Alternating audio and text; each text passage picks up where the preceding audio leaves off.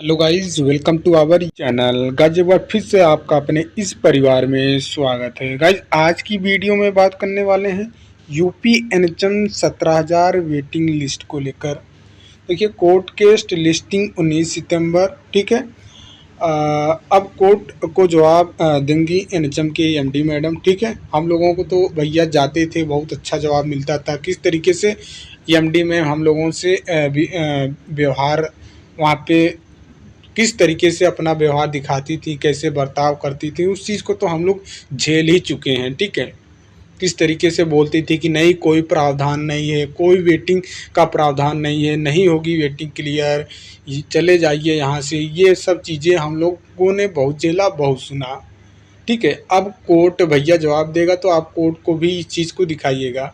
बात ही करने वाले हैं वेटिंग क्लियर हो पाएगी जल्द कि नहीं, इन सब कुछ हम डिटेल में डिस्कस करेंगे इसी वीडियो में। साथ ही साथ में बात करने वाले हैं यूपी SSSC एएनएम भर्ती के लेकर। यूपी SSSC एएनएम भर्ती को लेकर प्रयास बहुत ज़रूरी है। प्रयास नहीं करेंगे तो डिले बहुत हो जाएगा, ठीक है। आपकी भर्ती आने में बहुत डिले हो जाएगा भैया। वैसे भी आप देख रहे हैं अब आपकी भर्ती को लेकर न तो सीएम जी चर्चाएं कर रहे हैं, न तो आयोग में जाने पे कोई चर्चाएं, या तो मीडिया वाले न्यूज़पेपर में, ये सब कुछ कोई कहीं पे चर्चा नहीं हो रहा है। रीज़न है क्योंकि आप लोग अब प्रयास ही नहीं कर रहे हैं अपने भर्ती को लेकर। और ये भर्ती बहुत ज़रूरी है क्योंकि बहुत सारी बहनें ओवरेज होने वाली हैं, ठीक है, जिसके कारण उन सभी का भविष्य ना बर्बाद हो, इसलिए ये भर्ती बहुत ही ज़्यादा ज़रूरी है। क्या कोर्ट हमारे पक्ष को मजबूती रख पाएगा, ठीक है, इन सब को हम डिटेल में डिस्कस करने वाले हैं इस वीडियो में, ठीक है।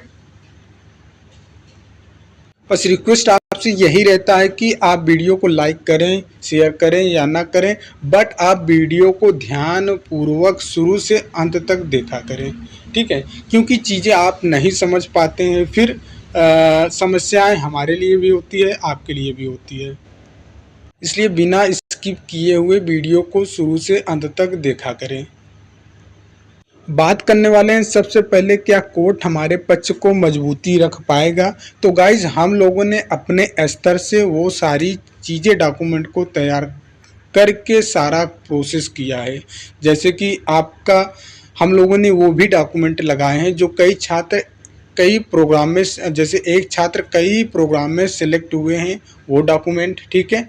और पिछली भर्तियां जैसे CHO 5505 की भर्ती की वेटिंग लिस्ट के लिए क्लियर किए थे ये लोग, वो प्रीवियस ईयर जो इसके पहले जस्ट, जैसे देखिए CHO जो 5505 की भर्ती आई थी, CHO 5505 की जो भर्ती आई थी, ठीक है, ये जुलाई के महीने में आई थी, जुलाई के महीने में आई थी, बट इन्होंने नवंबर में अपनी भर्ती का डेट दे दिया। अब नवंबर में अपनी भर्ती का डेट दे दिया, लेकिन उस भर्ती का सारा कुछ बहुत जल्दी क्लियर हुआ,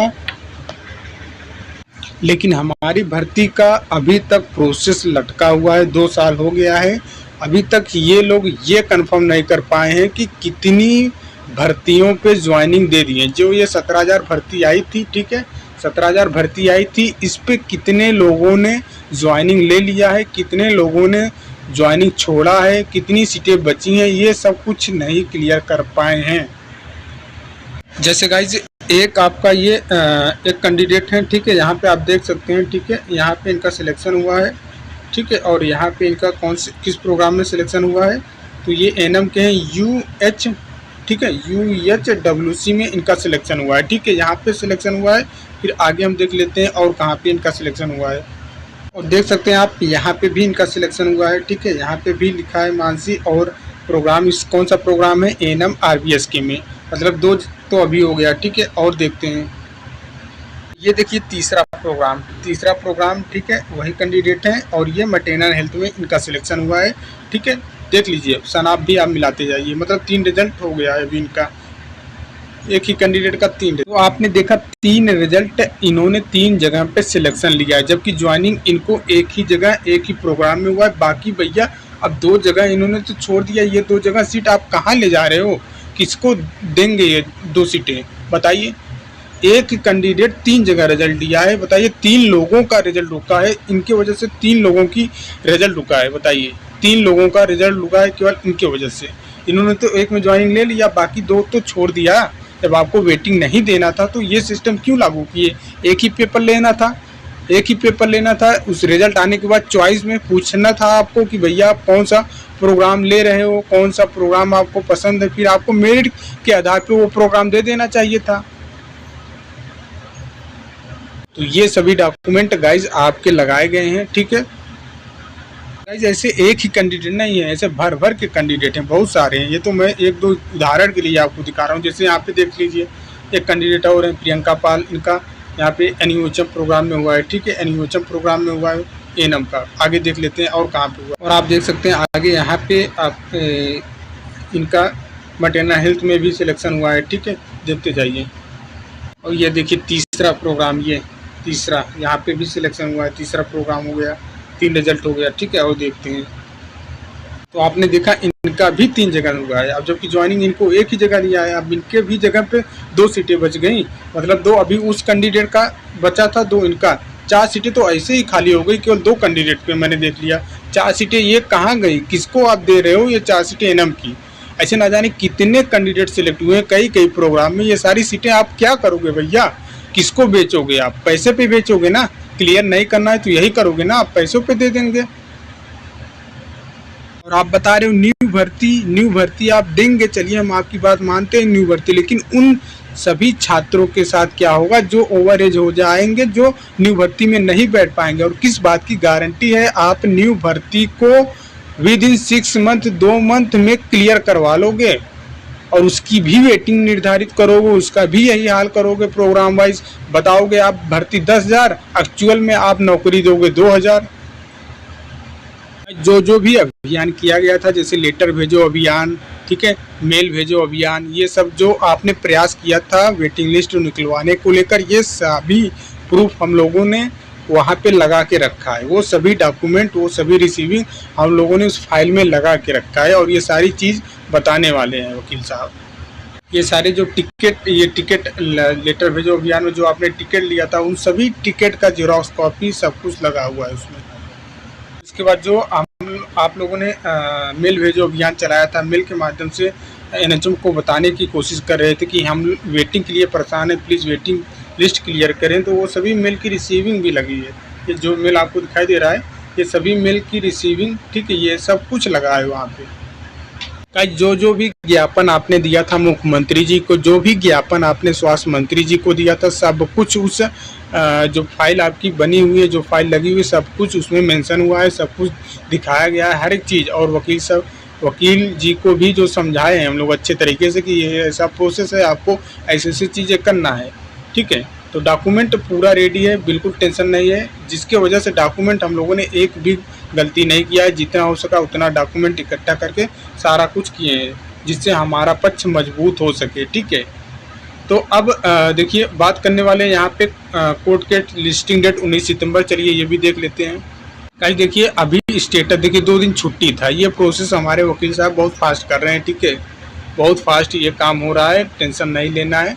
और देखिए अभी 2 दिन छुट्टी था, फिर भी 19 तारीख को अपनी लिस्टिंग डेट आ गई है। यहाँ पे आप देख सकते हो, पीडीएफ को ओपन करें हैं हम, स्टेटस का पीडीएफ को ओपन करें हैं, यहाँ पे आप देख सकते हो भैया क्या, यहाँ पे आपको दिखाई देगा हियरिंग डेट, ठीक है, next hearing date 19/9/2024, case is listed in court number 5। जैसा हम लोगों का प्रयास था क्या कि हमारा केस 4 नंबर में जाए, वकील साहब का भी प्रयास था कि केस 4 नंबर में जाए, 6 नंबर में ना जाए। ये प्रयास था कि कुछ भी हो 6 नंबर में केस ना जाए, 6 नंबर में ये केस जाता तो बहुत डिले होता है। चलिए 4 नंबर में नहीं गया, हम लोग सोच रहे थे 4 नंबर में जाता तो जस्टिस जो है वहाँ के बहुत सही है, ठीक है, जल्द से जल्द चीज़ें निकल के आती है। फिर भी 5 नंबर में गया है, लेकिन फिर भी 5 नंबर में भी बहुत जल्द काम होने वाला है। कोड नंबर 5 में गया है, ठीक है, सीरियल नंबर जो है 120 है, तो हो सकता है 19 तारीख, उसके बाद 19 तारीख को देखिए क्या अपडेट निकल के आता है। 19/9/2024 के जो भी जस्टिस रहे, जो भी जजमेंट आएगा यहाँ पे दिखाई देगा आपको, ठीक है, यहाँ पे नीचे दिखाई देगा, डेट रहेगा और ऑर्डर, जजमेंट, ये सारा कुछ लिख के आएगा। अभी नॉट फाउंड, क्योंकि अभी 19 तारीख आई नहीं है, ठीक है, केस की सुनवाई नहीं हुई, इसलिए यहाँ पे नॉट फाउंड दिखाई दे रहा है।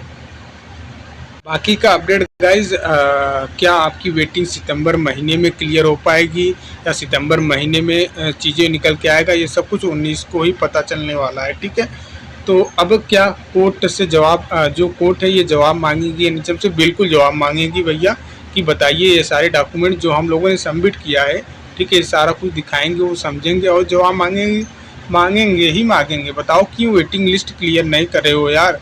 आपने नोटिस में बता रखा है, नोटिस भी हम लोग लगाए हैं, एक नहीं दो नोटिस, जो इन्होंने डाला था रिक्रूटमेंट के टाइम नोटिस वो, और 13 तारीख को जो नोटिस डाला था 13/12/2022 को, वो वाली नोटिस जिसमें इन्होंने बोल रखा है 6 मंथ वैलिडिटी बोल रखा है। ठीक है, वो भी चीज़ हम लोगों ने लगा के रखा है। तो भैया आप बताओ, 6 मंथ बोले थे, 6 मंथ तो हो गया, वेटिंग लिस्ट क्लियर क्यों नहीं की। बस आप देखिएगा इस क्लोजिंग का ये मेल का जो जैसे बोल रहे थे कि हम क्लोजिंग का डेट डाल देंगे, बस 2-3 दिन और क्लोजिंग का नोटिस ना आए, बस किसी भी तरह एनएचएम के वेबसाइट पे क्लोजिंग का नोटिस 2-3 दिन और ना आए, बस बाकी चीज़ें हमारे पक्ष में ही होने वाली है।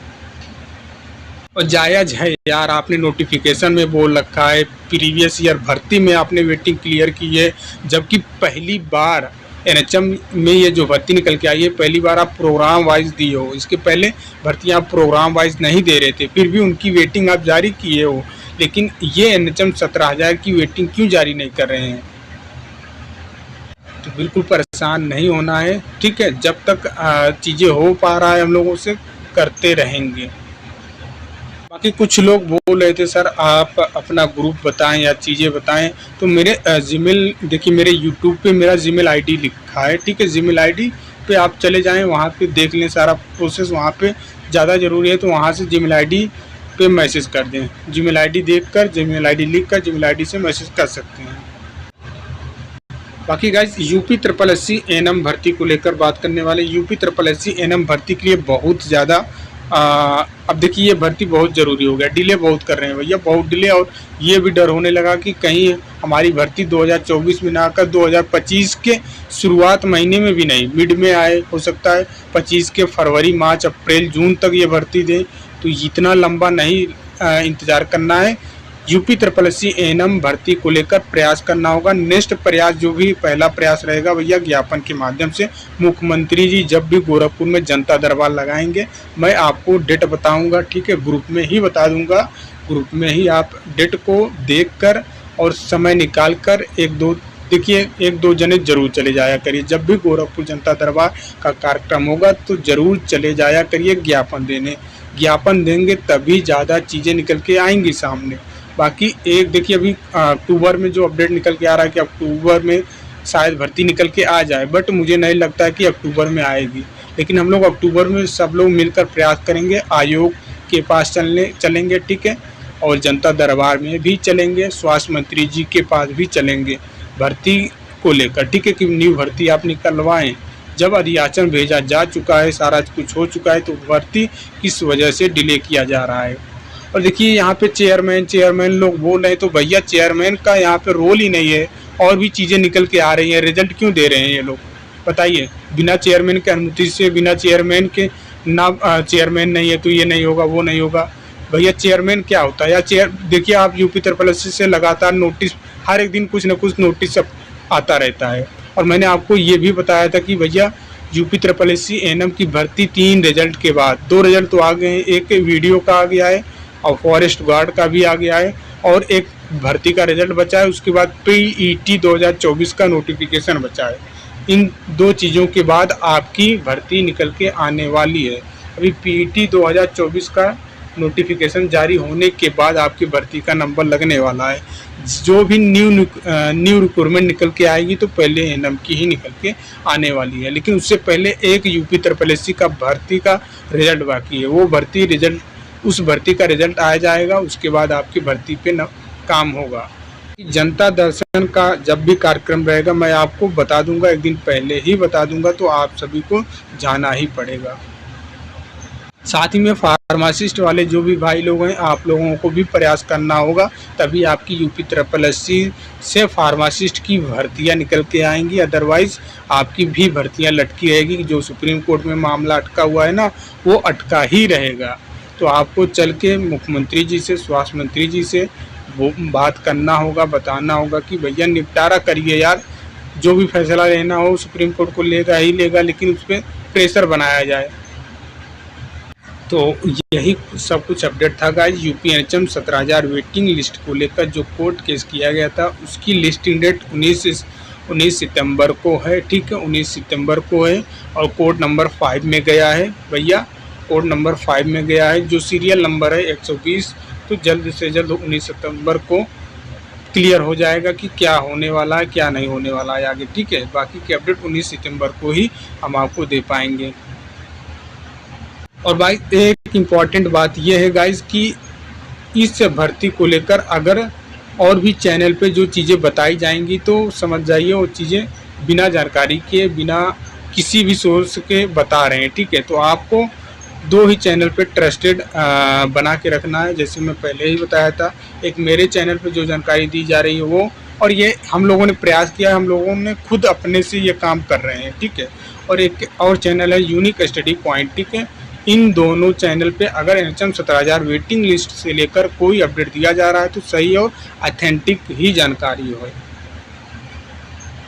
जो भी चैनल पे जो भी चीज़ें बताई जा रही हैं तो आप समझ ही रहे हैं और आप देख भी रहे हैं। मेरे सब्सक्राइबर तो जो जुड़े हुए हैं वो शुरू से ही देख रहे हैं सूरज कुमार मेडिकल अड्डा यूट्यूब चैनल पे क्या चीज़ें होती हैं, क्या नहीं होती है।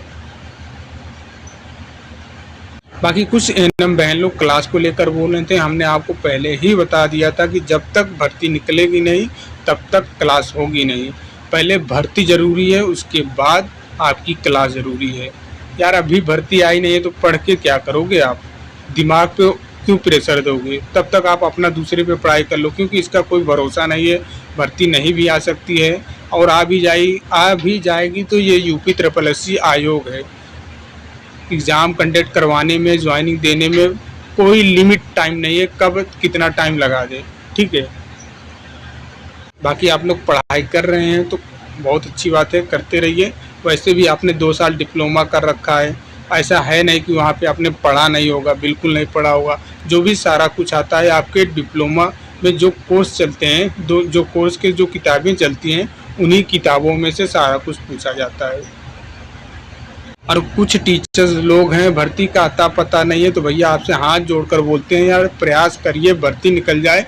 उसके बाद आप कोर्स जो 3,000 में बेच रहे हो बेचिए, 5,000 में, 6,000 में बेचिए, कोई रोकने वाला नहीं है। लेकिन जो पैसे कमा रहे हो, देखिए भर्ती आती नहीं है लेकिन ये टीचर लोग अमीर ज़रूर बन जाते हैं, इनका कोचिंग चमक ज़रूर जाता है इन्हीं छात्रों के बदौलत। यार इन्हीं छात्रों के बदौलत हर कोई चमक जाता है। कॉलेज में जो सेंटर लेता है वो चमक जाता है, और कॉलेज के बाहर जो पानी पूरी लगाता है, पूरी सब्जी जो बेचता है वो चमक जाता है। हर एक मतलब ऑटो वाला जो रहता है वो भी चमक जाता है, क्योंकि किराया जो 10 रुपये का लेना होगा वो 20 रुपये का लेता है सेंटर पे।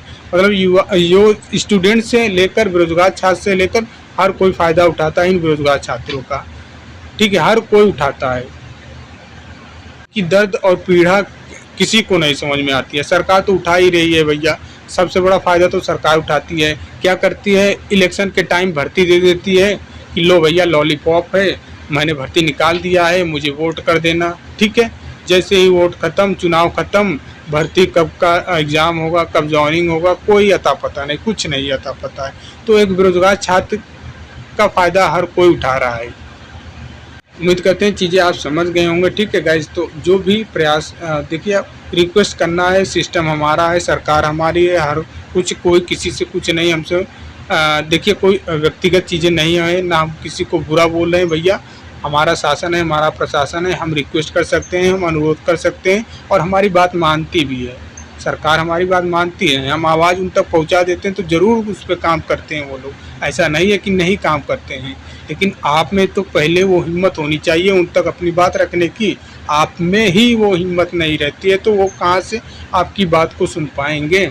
इसलिए ज़रूरी ये होता है कि आप पहले अपनी समस्याएं उन तक पहुंचाएं। उम्मीद करते हैं चीज़ें आप समझ गए होंगे। तो मिलते हैं नेक्स्ट वीडियो में, तब तक लिए जय हिंद, जय भारत।